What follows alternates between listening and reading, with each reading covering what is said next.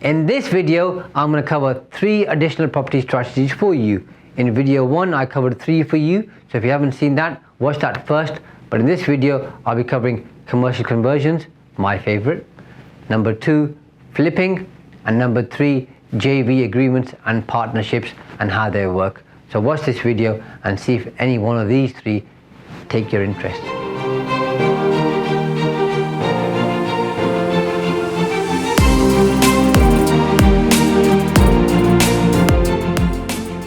I'm going to share with you 3 different strategies. The first one, and my most favorite by the way, is commercial to residential conversions. And with the changes in behavior, attitude, people buying from the internet and the effects of COVID, there are lots of commercial properties available in the UK which are sat empty at the moment. And this particular strategy focuses on you buying commercial property and either using permitted development prior approval or obtaining planning permission to convert some or all of the space, whether it's an office or a retail building or some other type of commercial building, and converting it into residential accommodation. This is maybe leaving the ground floor as commercial and converting the uppers to residential, or converting the whole space to residential, depending on obviously how the numbers work out for you and the attitude of the local authority and whether permitted development applies or not. Now, this is a very good strategy. It's my most favorite, and when you implement it, you have 2 options obviously. One is once you finish the development, you can hold on to the units, rent them out, or you can sell the units individually to individual buyers or to one portfolio buyer, and it works incredibly well. Now, of course, the whole strategy really is based on how much you buy the property for in terms of per square footage, how much it costs you to convert per square foot, and what the value is at the end per square foot, to make sure that the numbers work for you. In terms of margins, I'd say you're looking at minimum 20% profit margin. If it doesn't reach that, don't do it because there's a lot of work involved. This is a more hands-on strategy than a simple flip because when you're doing 5, 10, 15 properties, it's very much involved. You need a good contractor. If you're the contractor yourself, then you need good subcontractors.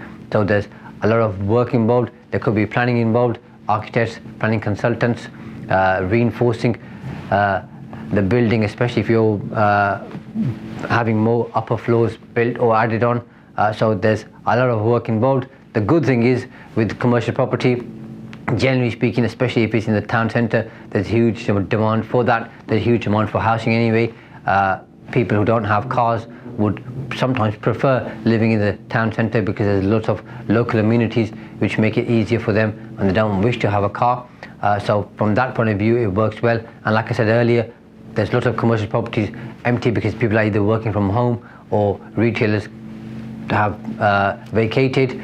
So you can get some really good deals, especially if you shop around, look around, you're good at negotiating, and you'll get some, I've known clients and myself get some really good deals simply because properties have been on the market for quite a while. So it's something I think you should seriously look at. It's very much involved.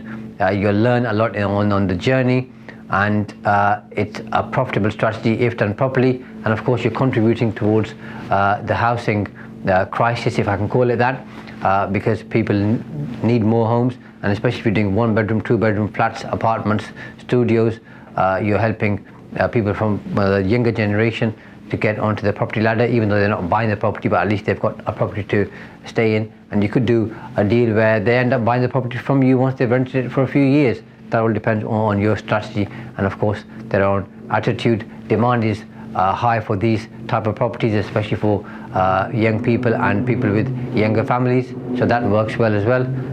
The other good thing, especially if you're doing a town centre conversion, is people who are commuting, especially young commuters. The train station, if there is one, will be closer to town, and that is attractive to lots of people, as are other amenities like I've said earlier. If you don't have the cash to invest in these properties, then you've got 2 options. You can either work with a experienced developer who may be wishing to take you on And the other one is obviously look at a no money down strategy. No money down isn't going to be as easy, because if you haven't done one of these projects, why would somebody want to give you money and get you to test out a strategy which you're not fully aware of and you don't know how it works? So that's something you need to be aware of. But overall, if you're not sure about which strategy to deploy, I would suggest humbly that you look at commercial conversions, because they've served me well, and everybody who I know who does commercial conversions seems to enjoy the strategy, and they're doing it on a long-term basis.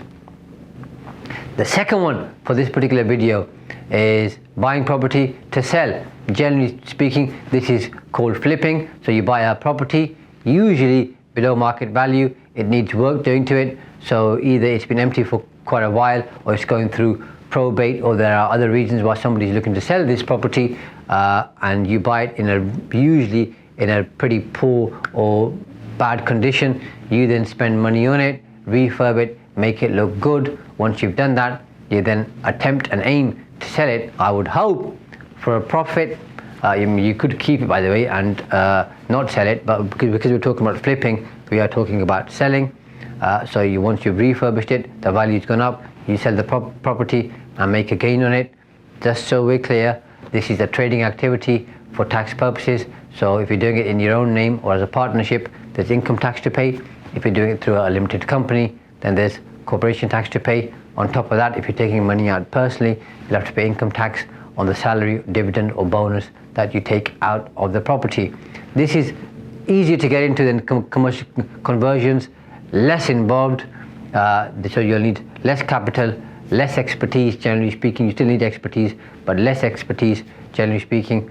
And if you're looking for funds or a JV partner, it's easier to say to somebody, can you invest £50,000 with me and we'll do a flip together, for example, than saying, can you invest £500,000 with me and we're going to buy a commercial property. So this is a good way to get you into how small refurbs stroke developments work, to then engineer and gear you up towards looking at some of the bigger projects. But even if you're doing bigger projects like commercial conversions, there's no harm really in doing 1 or 2 flips every year, because it's a good strategy in terms of cash flow. It's not as involved. It's not going to take you 18 months to do a flip usually, especially once you've done a few from start to end.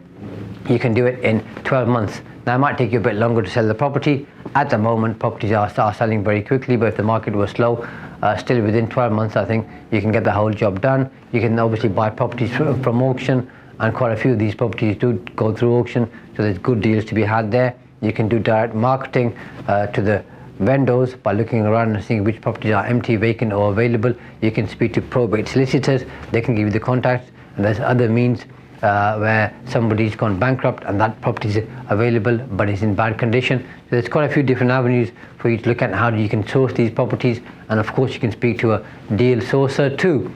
But all in all, I think flipping is a good way, especially if you're looking to get into developing properties in the future. It's good for cash flow. It's not that involved. There's lots of opportunities out there. You're helping somebody who's looking to sell a property and they've got cash flow issues for whatever reason. So you can obviously support them and make it easier for them and learn a lot on the journey. The most important thing though is you have to buy right. So it has to be below market value, and there's got to be some margin for you. So you've got to do the numbers in terms of how much I'm buying for, how much is it going to cost me to refurb, what's the property worth at the end. Most of these numbers are available out there, because you can look at market values for properties in that particular area, estate or street or road. You can also obviously figure out from a building contractor how much it's going to cost you to refurb, because when you go and have a look at the property, you can take someone with you and then they can give you advice on that, and then obviously just work backwards and see what the property's worth to you. The good thing is you don't need big lumps and sums of money. You can use bridging finance or a JV partner. If you're looking to sell, obviously, which is all to do with flipping, you don't need to worry about long-term tenants and maintenance costs. Some of the other things that you need to bear in mind is obviously if you sell the property, there's no ongoing income for you. So once you've done one, you've got to do another one to keep the cash flow going, unless you've got 2 or 3 different strategies you're working on. It's more hands-on, it's more involved, because you're doing a bit of refurb, light development, redevelopment, so it is going to be more involved. You're working with builders, that brings its own challenges. So you need to make sure you have a good builder who you can work with. If you get the numbers wrong, you could be in a loss situation where you can't sell the property, or if you do sell it, you're not making a profit. You then need to bear in mind the increasing costs in terms of materials. So make sure you bear that in mind. But like I said, flipping is really good, and I think it's something you should look at very seriously. Number 3 for today is property joint ventures. Property joint ventures usually involve 2 or more parties coming together with the same aim, which is to make some profit or to do a property deal. Very, very popular, works incredibly well. I've done quite a few different JVs with different people, and they've always served me well. What's really important is you're very clear on roles and responsibilities, and how it generally works is one person has the cash, or a number of people have the cash, and one person or a number of people have the experience or the skills to turn that particular property or development into what you want it to be at the end. So the person who usually has the funds, or the people who have the funds, usually have a full-time job or a business. They haven't got time to learn how to develop properties, and they're not interested either. They just want their cash to work harder and better for them. Then you have another cohort of people who have the time and the expertise but don't have the cash. So they both come together, bring their respective skills and contribution to that particular project, and then make it work. And the risk is shared between both parties, or how many parties there are involved. Now there are 6 steps I think that you need to be aware of. Number 1 is understanding what each party has to offer and brings to the table. Number 2, looking at where the gaps are, what you're missing. The parties you bring on board contribute and fill those gaps. Number 3, finding a partner who complements in terms of the skills that you have, but also the skills that you don't have, so that you have a more rounded team. Number 4 is finding a project you can both work on together and you're interested in, so therefore having an interest in the same strategy. Number 5 is make sure you've got a joint venture agreement in place. And number 6, be very clear on roles and responsibilities, obligations, and also risks and rewards. Now, one size doesn't fit all when it comes to successful joint venture partners. Most of it is about communication and how parties work, so you need to be very clear on that. When you've got 2 or more people involved, you have to obviously work differently to how you would work yourself, so make sure you're fully aware of that. Make sure when you go into this, especially if you're the person with the skills and expertise and the time doing the project, that you run the numbers properly and you are fully aware of the costs, because if anything goes wrong on that side, the person contributing the capital will be relying on you and to some extent holding you accountable. Things can go wrong, and it's about talking regularly, making sure everybody's kept aware, making sure everybody knows what the roles and responsibilities are, and making sure everybody's on board and you're working together.